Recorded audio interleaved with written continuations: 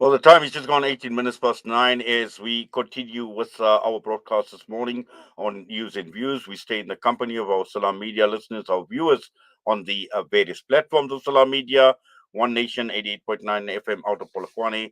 We welcome you to this segment of the show. And just to look ahead at the show this morning, we will be highlighting the efficient management of Hajj and Umrah, and shortly we will be joined by Ambassador Ebrahim Rasool, who is the chairperson of the Ministerial Committee on Hajj.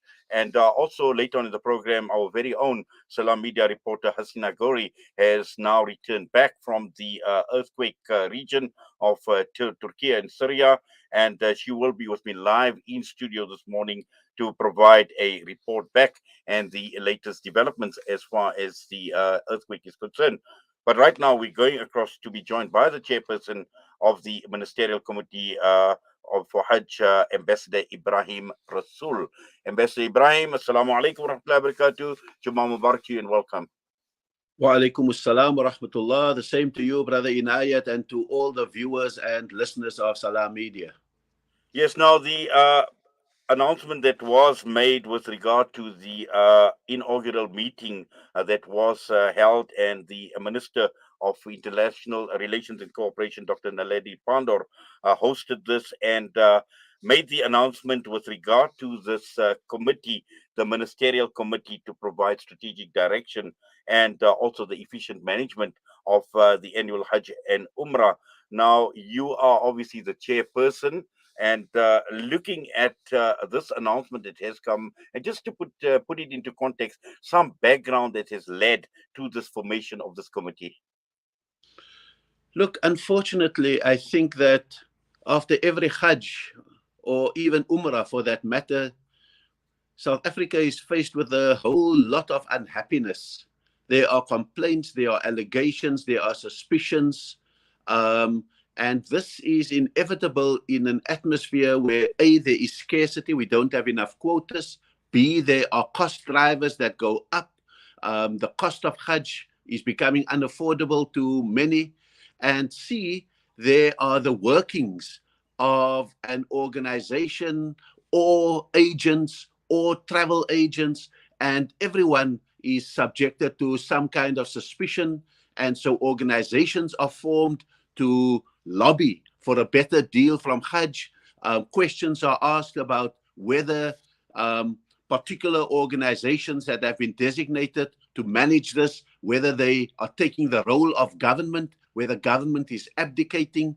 I think thirdly, there are interests involved because there is money to be made by some in Hajj, and so that's a natural suspicion. So all of these have led to people generally writing to government and basically saying to government, what are you doing? You need to bring us support. On the other hand, we must manage our reputation with the Kingdom of Saudi Arabia and the Hajj authorities there so that A, we don't lose face, and B, we don't make our problems their problems and impede the way. And then I think also we need to make sure that there is a reappraisal after probably almost 3 decades of the current system, whether the current system is working, whether it is broken, whether it must be improved, whether it must be overhauled. So I think that has what has led, and especially the Minister Naledi Pandor and President Cyril Ramaphosa basically put South Africa's reputation on the line by engaging with the Saudi king and the Crown Prince and saying we need to discuss the increase in quotas.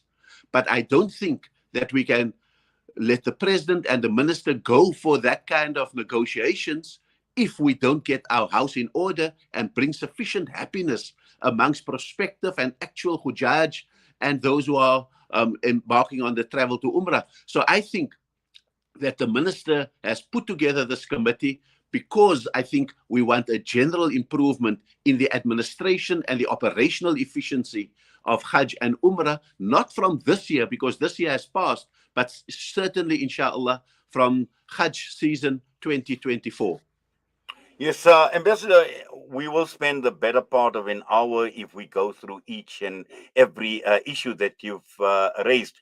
Whether we're talking about efficiencies, whether we're talking about costs, whether we're talking about quotas. But unfortunately, time is of the essence. And just, broadly, just to get an overview, because the key issue here is looking at your mandate. And your mandate is to provide strategic direction to support the Hajj and Umrah initiative and to provide for efficient management. No, absolutely. And it starts with some of the fundamental questions that go into our mandate. Is the system broken, or must the system simply be reformed and improved? That is strategic advice that we need to give to the minister. How can we reduce the amount of contestation, legal challenges for accreditation that goes into courts, and so forth, and put us at each other's throats? How can we minimize those kind of things? Who represents South African Hujjaj? Is it the government? And is the government mandated to be able to give that function to a body like the South African Hajj and Umrah Council? And is there a need to repair that relationship, to overhaul that relationship? Which system is the valid system? Are we continuing to be a pilgrims affairs office driven Hajj operation, or should we shift, for example, to an organizers driven, where the private sector simply make their own arrangements? And so I think those are the issues that would require strategic advice and strategic direction from us, because the government, at the end of the day, whenever a person leaves South Africa for another country, consular services are provided. We are mindful that we are a secular state of a special kind, meaning that we have cooperative relationships with religious organizations, but we neither isolate religious organizations and privatize religion, nor are we a theocratic state that acts on behalf of religious community. But somewhere in between, there is a sweet spot. And so we need to also, for the minister, separate fact from fiction, myth from reality. And so in an atmosphere of scarcity, an atmosphere of suspicion, of contestation, there are many things said, but not all things has its veracity proven. So I think that's what the Ministerial Committee would see its important role as over the next few months, inshallah. Well, certainly, and also I think the key issue here is, you have mentioned that you will be conducting consultations with the relevant stakeholders in the Hajj space, and this is important. Where some of the issues that you are speaking about, it's not that they haven't been addressed; they have been addressed time and again. And the last was the CRL Commission, and there was an entire day that went into brainstorming, into unpacking the issues, into highlighting issues, into even looking at possible solutions, but nothing actually came out of those CRL hearings that had taken place quite a while back. But also, some would say, like you mentioned, Sahuk, because Sahuk is central to this entire discussion that you and I are having. And Sahuk, they are saying that, they become a lot more efficient over the years in running the Hajj space. They have been meeting annually with the likes of the Middle East desk on issues relating to Hajj performance. DIRCO has sanctioned them. The Kingdom of Saudi Arabia grants them recognition to calling them into meetings to discuss Hajj matters. So Sauk is saying that they have got that recognition. And the question is, and I know the consultations will be taking place, will there still be room for Sahuk in the Hajj space? Look, I think that if things are broken, you have a few options. You can fix it or you can replace it. And those are some of the recommendations that we would want to make to the minister, but on the basis of the facts and testing what Sahuk is saying, and then understanding if they are fundamentally good, what are the shortcomings? Has government played a sufficiently supervisory role over Sahuk? Who signs off on behalf of South Africans? Is it SAUK or is it government in consultation with SAUK? Those are the kind of important questions that I think we are going to need to get through. And so we don't want to operate in an atmosphere of hysteria and suspicion and conspiratorial advice. And therefore, the consultations would be to give as many people as possible, and particularly entities as possible, an opportunity to state the case, bring their proof, make recommendations, and add to the constructive resolution of the persistent issues that come up. And we would understand that there is a way in which we would want to speak to ordinary Hujjaj. There is a way in which we want to speak to so-called watchdogs over the Hajj process. There is a way that you must speak to the statutory bodies that exist, like Sahuk. There is a way that we have to speak to the industry, like Samtoa, the travel agents associations, as well as agents and a range of other facilitators in the process. And we most definitely would have to consult with the Saudis because we need to hear from them also where they find satisfactions and where they find challenges in the relationship with South Africa. So this is really the kind of mandate that we do have, and it is about talking to people, but at the end of the day, it is about finding strategic resolutions and directions and giving strategic advice to the minister about how we move forward on the efficient management of the Hajj and Umrah operations, inshallah. Yes, and also I think what is extremely important is that engagement with the Saudi Hajj Ministry and the authorities, because we know that a lot has been taking place, a lot has actually changed in the Hajj space as far as Saudi is concerned. Last year, we've seen that new system that impacted on Britain and the likes of Europe, which was somewhat of a disaster in terms of its implementation. And that was just one example, but also other issues like cost factors. For instance, we know that Hajj has not become, is not affordable anymore for many. And there are global factors that have impacted the global economy, the Saudi economy in particular as well. So there's a lot to actually think about and to talk about.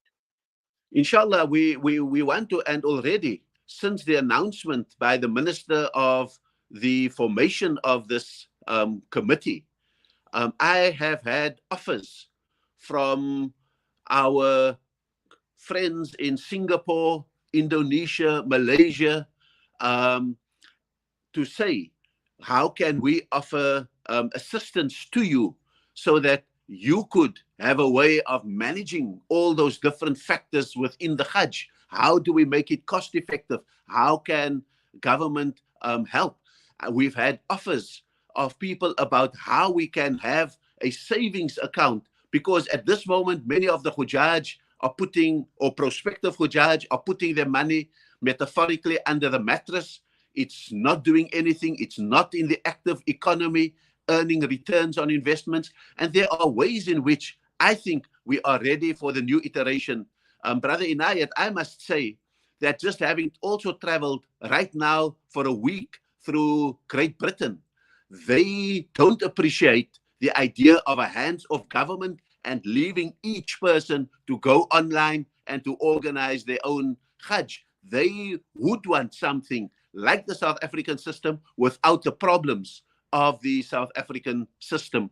So in short, what I am saying, when I, as part of the Call of Islam in 1994-95, were part of the formation of Sahuk, and it was largely something that flowed out of the National Muslim Conference of 1990, where this issue of Hajj management was identified as something that the new South Africa needs to manage and address efficiently. Things have changed over those almost 30 years since we founded that. I think the last time when I had engagements with the then Crown Prince, the governor of Riyadh, who is now today the King of Saudi Arabia, King Salman, I think, and we successfully lobbied for the enhancement of our quota numbers. I think we need to now go into those kind of discussions, whether it is with Singapore, whether it is with our fellow minority countries like in Britain and the USA, or whether it is, in fact, with the Kingdom of Saudi Arabia, I think we need to be able to show that we are getting our act together, inshallah.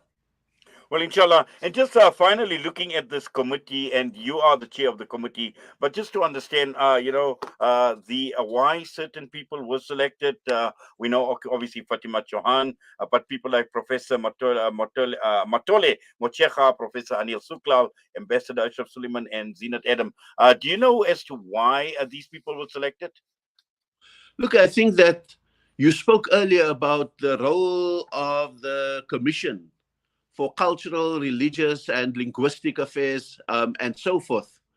And the reason that someone like Professor Matole Mochecha is included is because he was part, for example, of the National Interfaith Conference that made certain recommendations about the nature of the secular state that we were going to construct in South Africa. A lot of that thinking has gone into the CRL, and someone has to watch that we find the balance between a state that is absent from the affairs of its religious citizens and a state that is overbearing over the affairs of its religious citizens. And he brings that kind of cultural religious sensitivities that I think is very important. Of course, you've mentioned the fact that we have Ambassador Ashraf Suleiman with us. He has been a diplomat in Saudi Arabia, knows the key players, and inshallah adds an enormous amount of value. The same thing goes with Anil Suklal, who has headed the Middle Eastern desk for DIRCO, and again brings all of those kind of issues to bear. Zinat Adams is an outstanding activist, knows DIRCO very well, but also knows the social civil space very well, having been the Deputy Executive Director of the African Middle East Center. And Fatima Chauhan, just her knowledge of home affairs and how issues like visas work, how consular services work, I believe we have a very good committee. And that committee, I also believe, have an empathetic ear to both sides or to all sides of the stories that I think we will be hearing. I think we're going to have to absorb a lot of venting at the beginning, but as we move forward over the period of our mandate, we are going to have to look at how we formulate a report that I think could be a credible guide to government decisions as we proceed, inshallah. Yes, and just Hajj 2024, it's not a long way to go before we know what's happening is going to hit us. So there's a lot of work from now until then. Just looking at it from a timing perspective, I see this just a quick question. It says, why don't South Africa adopt the system of Malaysia, which wins the award in, year out? I'm sure that you will be obviously addressing that issue, but just looking at it from a timing point of view, all these consultations, the relevant stakeholders, the parties you will be consulting with, and, finally, before we know it, Hajj 2024 is going to be here, and we need to be up and ready. Yes, and that's why the minister has given us a very tight time frame. We are not a committee that will live ila yawm al-qiyamah. We're having a 6 to 8 month period. We are having to hand the minister a report within that period, inshallah, and we've got to complete our work. And part of that would be to evaluate whether Malaysia, as a Muslim majority country, what features we can bring in there. But I also think we need to balance it against the expertise of, say, Britain, where Muslims are minority, and Singapore, which has a Minister of Islamic Affairs managing things like this. And there's close cooperation between government and, say, the Mufti of Singapore. And I've had the pleasure of meeting them very recently. And I think we are going to take the best features of different systems and recommend that to the South African government, inshallah. Well, inshallah, jazakallah khairan so much for that and for your time with us this morning, Ambassador Ebrahim Rasool. Have yourself a wonderful Jummah, and we do appreciate you taking time out this morning. Jazakumullah khair. Thank you very much for your patience and for the opportunity to clarify a few matters to your viewers. Ameen. Assalamu alaikum wa rahmatullahi wa barakatuh. Wa alaikum assalam wa rahmatullahi wa barakatuh. That was Ambassador Ebrahim Rasool with us, the chair of the Ministerial Committee that has been tasked to strategically to provide strategic direction and support on an efficient Hajj management system. We're going to go for a break, and when we come back, Hasina Gori live with us here on Salam Media, a report back from the earthquake region.